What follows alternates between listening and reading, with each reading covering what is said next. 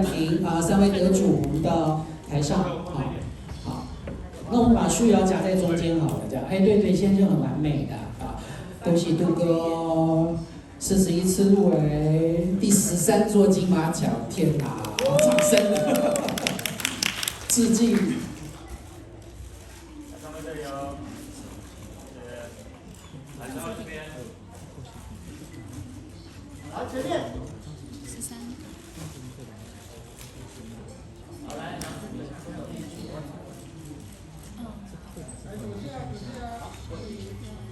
好上面。来，过来前面这张，前面。来，上位这边，上位这边来。来，中间这边。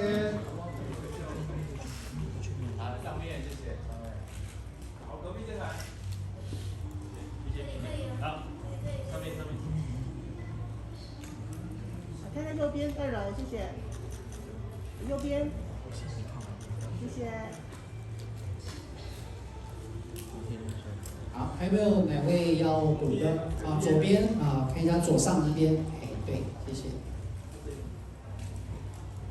好，可以吗？好，还有中间第三。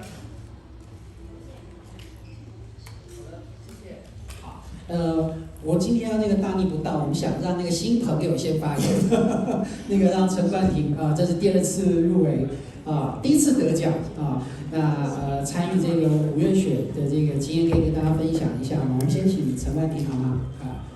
有没有什么感想拿到第1座金马了？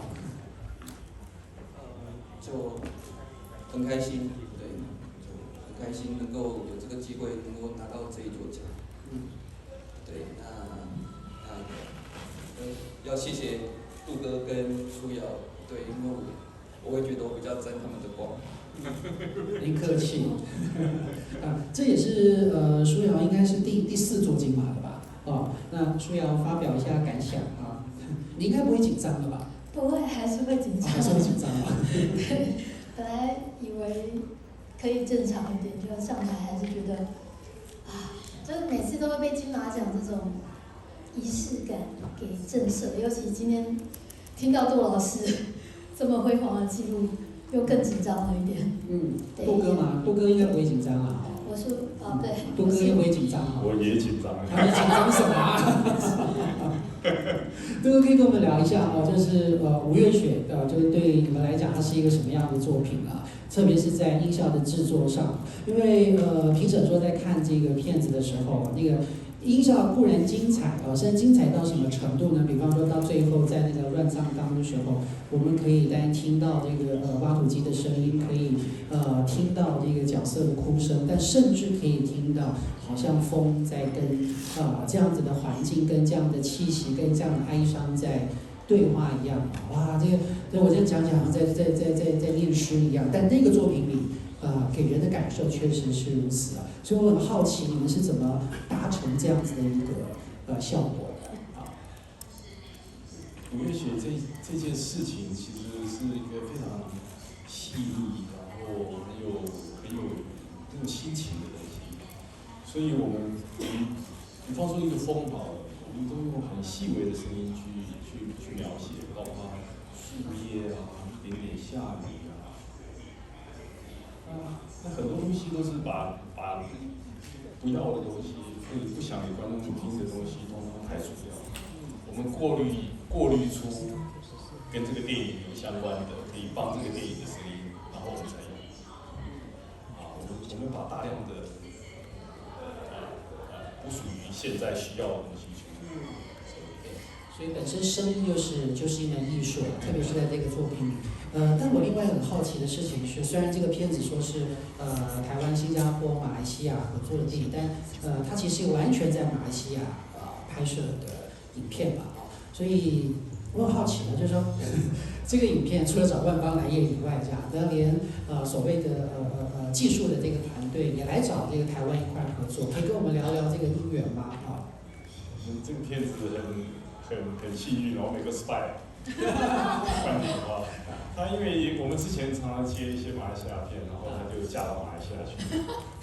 然后这部电影呢，他就在他的家乡拍片，他其实是来台湾过来的那他的现场收音收的提供很好的条件，让我们可以做出我们想要做的事情，这是一个很大的利基。那关婷可以跟大家分享一下，就是说你们在马来西亚拍摄，在现场收音上面有没有什么特别的经验可以跟我们分享？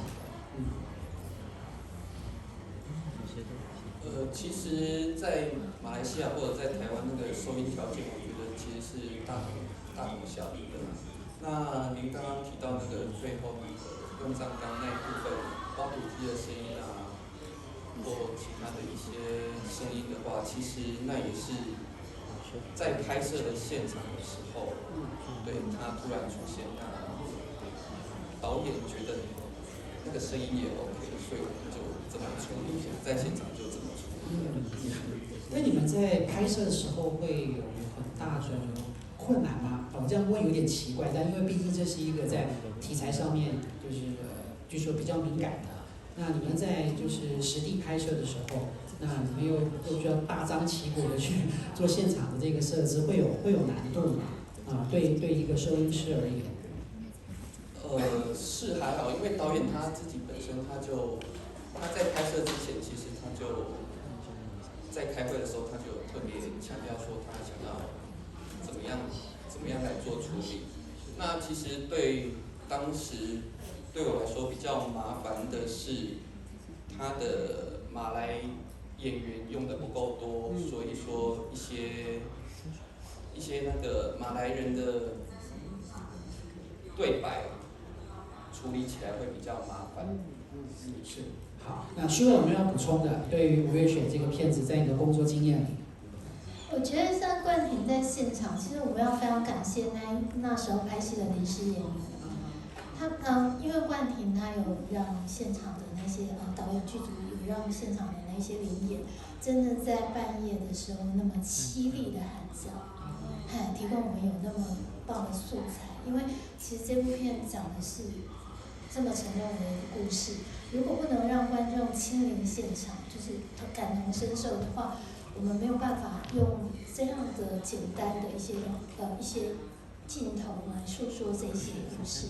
所以就其实也非常感谢现场的这些演员们，然后还有导演他在故事的设计上，其实特别都有留白给我们声音，所以我们才能让我们被看见这样。